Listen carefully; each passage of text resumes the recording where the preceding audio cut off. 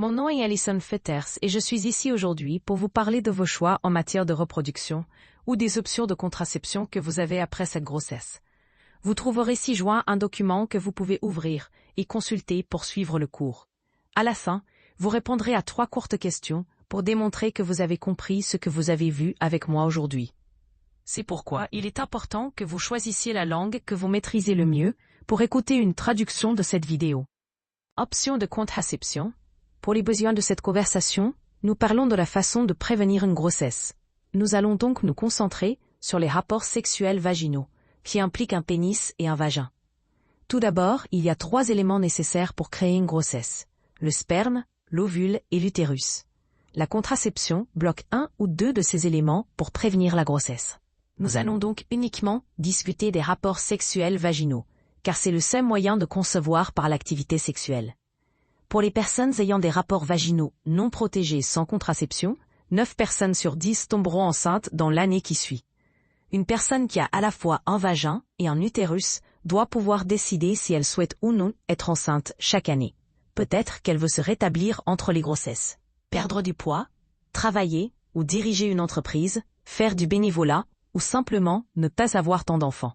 Beaucoup d'entre nous adorent élever nos enfants, et espacer les grossesses nous permettent d'avoir la possibilité d'avoir un emploi, de retourner à l'école ou de prendre soin de nos autres problèmes de santé. Nous devrions être capables de décider combien d'enfants nous avons. Quand il est préférable pour nous de les avoir et d'avoir les enfants que nous voulons vraiment. Veuillez consulter le document ci-joint. Utilisez le document Bixby pour indiquer où vous en êtes. Le côté gauche du tableau nous indique l'efficacité de différentes méthodes de contraception. Plus il y a d'étoiles sur le côté gauche, plus ces méthodes sont efficaces. À droite, vous pouvez voir le nombre de grossesses associées à chacune de ces méthodes. En d'autres termes, plus d'étoiles équivaut à moins de grossesses non désirées. Moins d'étoiles équivaut à plus de grossesses non désirées. Vous pouvez décider si vous souhaitez être enceinte à nouveau dans l'année à venir ou non. La méthode de contraception que vous choisissez dépendra du moment où vous voulez à nouveau tomber enceinte ou ne pas tomber enceinte. Commençons par la ligne orange avec 5 étoiles.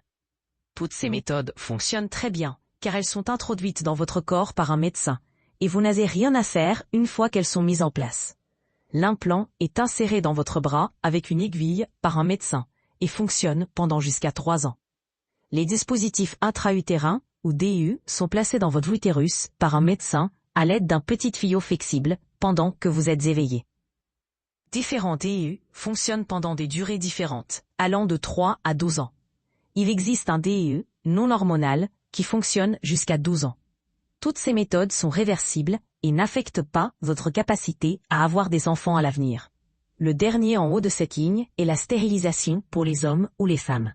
C'est la seule option reproductive qui n'est pas réversible et qui est une procédure permanente réalisée par un médecin. Passons à la ligne verte, avec des méthodes de contraception qui fonctionnent plutôt bien. Ces méthodes nécessitent toutes que l'utilisateur fasse plus d'efforts pour qu'elles soient efficaces. C'est pourquoi elles ne fonctionnent pas aussi bien, car les gens oublient parfois. Tout d'abord, les pilules contraceptives doivent être prises tous les jours, idéalement à la même heure de la journée, pour être efficaces. Deuxièmement, le patch est collé sur votre corps, comme un band-aid, et doit être changé chaque semaine. Troisièmement, l'anneau vaginal est placé par l'utilisateur en pinçant l'anneau flexible et en le mettant près de votre col de l'utérus. Cela doit être changé chaque mois. Une femme doit se sentir très à l'aise avec son propre corps en utilisant cette méthode. Enfin, l'injection nécessite une visite chez le médecin tous les 3 mois. Toutes ces méthodes nécessitent que vous vous souveniez de prendre un comprimé, de changer quelque chose régulièrement et de vous assurer que vous renouvelez vos ordonnances ou prises de rendez-vous pour rester à jour. Regardons maintenant la ligne bleue qui contient des méthodes de contraception qui ne fonctionnent pas aussi bien pour prévenir la grossesse. Tout d'abord, il y a la méthode du retrait. C'est lorsque la personne retire son pénis du vagin avant l'éjaculation, le fluide collant qui provient du pénis. Ce fluide contient des spermatozoïdes. Cependant, cette méthode n'est pas très efficace, car la personne doit se retirer avant que des spermatozoïdes ne soient libérés, ce qui n'est pas toujours possible. Il y a un pré-éjaculat, ou une petite quantité de fluide qui sort avant l'éjaculation complète, pour certaines personnes. Donc, vous pouvez toujours tomber enceinte à cause du pré-éjaculat. Deuxièmement, il y a la méthode du calendrier ou la planification familiale. Une personne suit son cycle menstruel pour savoir quand elle ovule et évite d'avoir des rapports sexuels durant ces jours. Il existe des applications gratuites disponibles pour votre téléphone qui peuvent vous aider à faire cela. Vous devez entrer le premier jour de vos règles et le dernier jour, et l'application calculera vos jours d'ovulation, mais elle nécessite des données cohérentes et correctes saisies par l'utilisateur. Enfin, il y a les préservatifs. Il existe des préservatifs externes qui se mettent sur un pénis et des préservatifs internes qui sont placés à l'intérieur d'un vagin. Les préservatifs préviennent les grossesses non désirées et protègent. Bien qu'il existe certaines méthodes qui fonctionnent mieux que d'autres pour prévenir la grossesse, il n'y a pas de méthode de contraception meilleure. Cela dépend totalement de la personne qui l'utilise. La méthode de contraception meilleure est celle que vous pouvez utiliser de manière cohérente et correcte. C'est pourquoi il est important de parler à un médecin des différentes options de reproduction afin de décider quelle méthode de contraception est la meilleure pour vous. Contraception d'urgence. Au verso de ce document, nous examinerons les méthodes de contraception d'urgence. La contraception d'urgence est également une forme de contraception qui prévient la grossesse. Elle ne provoque pas d'avortement. Si une personne enceinte utilise l'une de ces méthodes, cela n'affectera pas la grossesse. La contraception d'urgence doit être utilisée dans les 3 à 5 jours suivant un rapport vaginal non protégé pour prévenir la grossesse. Vous pouvez obtenir la contraception d'urgence dans une clinique de santé reproductive ou le plan B dans la rangée bleue que vous pouvez acheter dans n'importe quelle pharmacie sans ordonnance.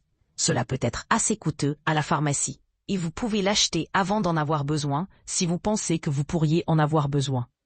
Le plan B n'est pas aussi efficace pour les personnes pesant plus de 155 livres.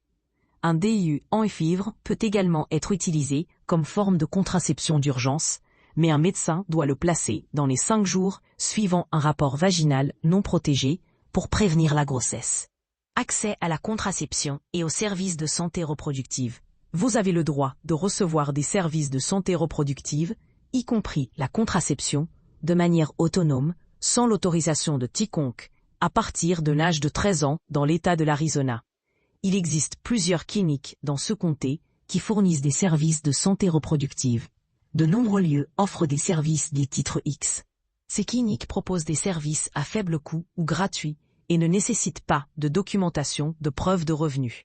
Elles sont ouvertes aux hommes et aux femmes ayant peu de revenus, aux personnes avec ou sans assurance et servent les gens, quelle que soit leur capacité à payer. Elles offrent des tests de maladies sexuellement transmissibles, des conseils et des prescriptions de contraception, des examens de santé sexuelle et des traitements. Le tout de manière confidentielle. Beaucoup de ces cliniques disposent également de services d'interprétation disponibles pour les rendez-vous médicaux. Mais les patients peuvent amener un ami pour agir en tant qu'interprète s'ils se sentent plus à l'aise.